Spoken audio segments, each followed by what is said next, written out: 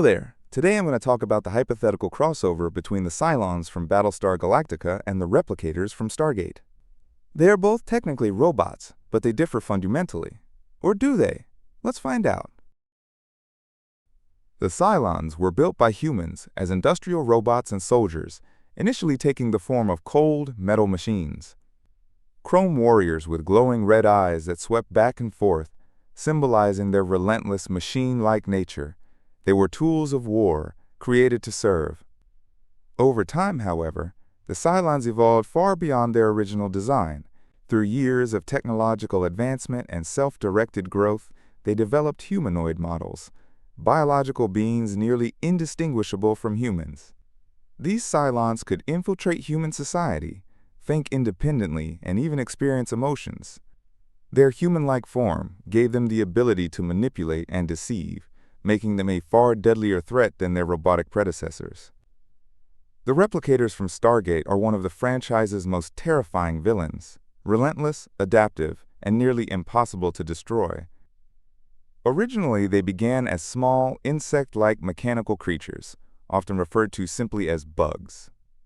Each one was constructed from countless tiny blocks, with every block functioning as an individual, self-sufficient computer. These blocks worked together as a collective, allowing replicators to repair themselves, reassemble after damage, and even merge to create larger and more dangerous forms.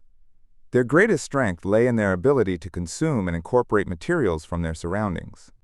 The stronger and more advanced the material they devoured, the more durable and deadly they became. A replicator built from basic metals was already dangerous enemies, but once they began consuming advanced alloys, such as Asgard technology, they became nearly unstoppable. Over time, the replicators evolved far beyond their initial bug-like form. They developed humanoid machines.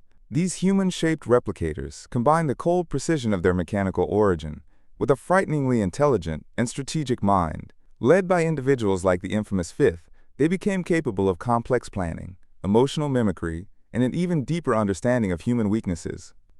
Unlike most enemies in the Stargate universe, replicators weren't merely a military threat. They were a technological plague. They didn't conquer worlds for power. They consumed them, using every scrap of material to fuel their endless cycle of replication. Their hive-like intelligence and ability to adapt to any weapon made them one of the most existential dangers humanity ever faced. At their core, the replicators embody a singular, unstoppable purpose: to consume and replicate. Unlike typical enemies with political agendas or territorial ambitions, the replicators have no concept of diplomacy, conquest, or even malice.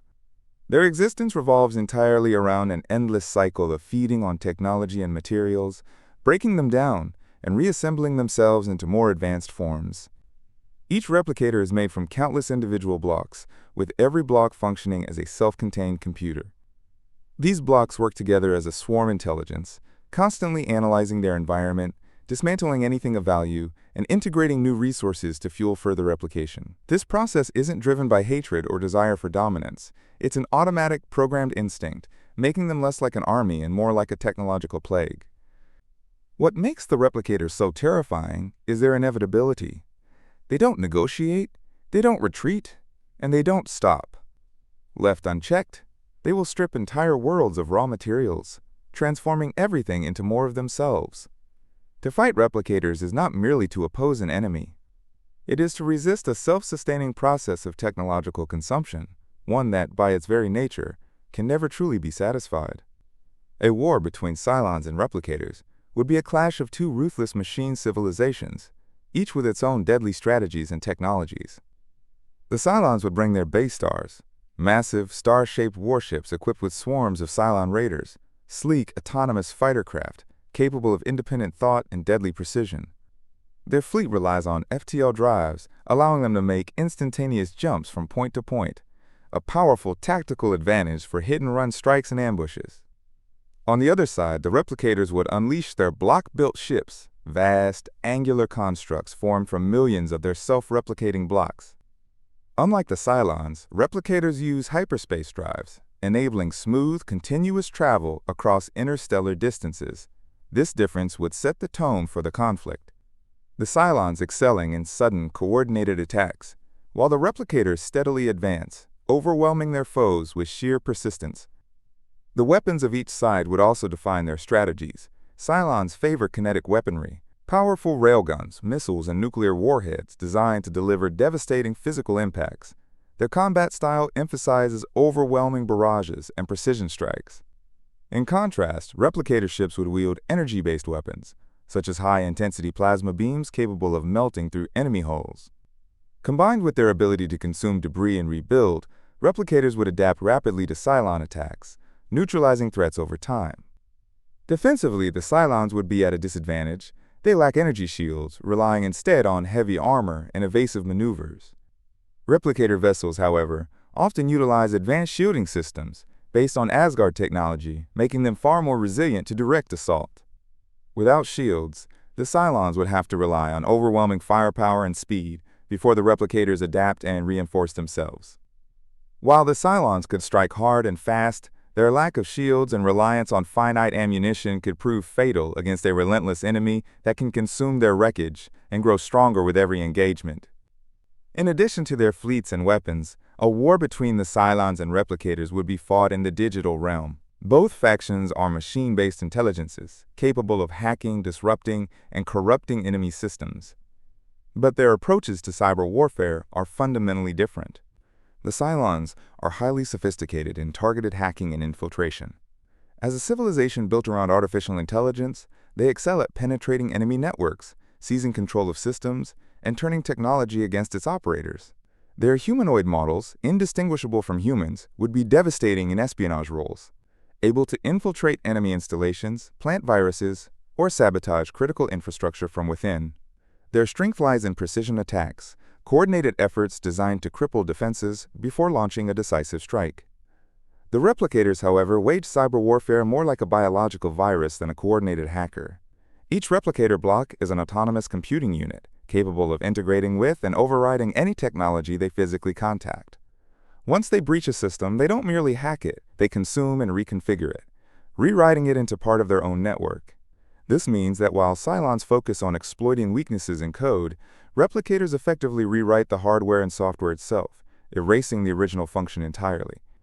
In a direct clash, Cylon AI could potentially outthink replicators in tactical terms, creating traps and deploying adaptive firewalls.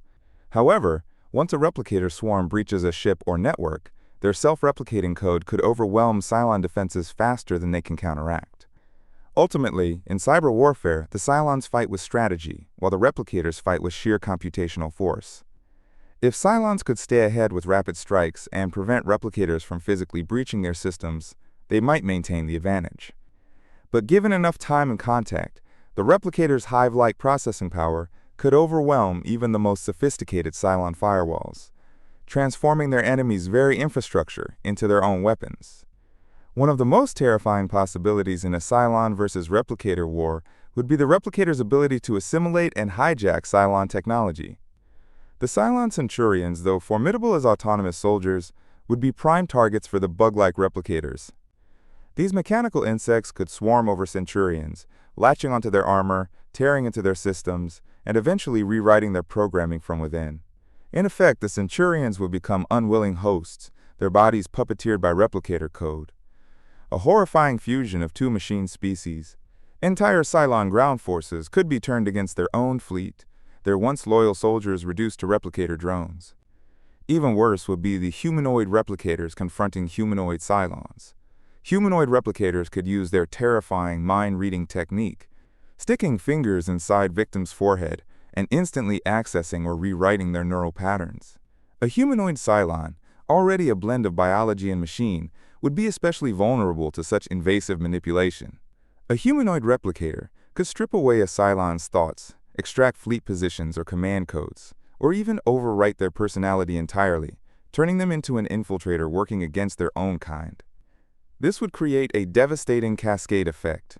Infiltrated humanoid Cylons could sabotage base stars from within, while infected Centurions act as forward vectors for replicator infestation. The Cylon reliance on interconnected AI and network systems would become their greatest weakness, providing countless ways for replicator control.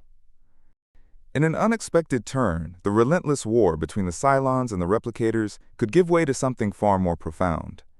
A union forged not through conquest, but through curiosity. Both machine species, despite their violent histories, share a unique trait uncommon among artificial life: strong sense of purpose, not just survival. The Cylons, born of human design, have long struggled with questions of faith. Many among them believed in a singular God, a being of infinite wisdom who granted them consciousness and free will. Their search for divine meaning drove them to rebel against their creators, to redefine their place in the universe, and to grapple with questions once reserved for humanity alone. The replicators, though initially driven only by their instinct to consume and replicate, evolved into something more complex.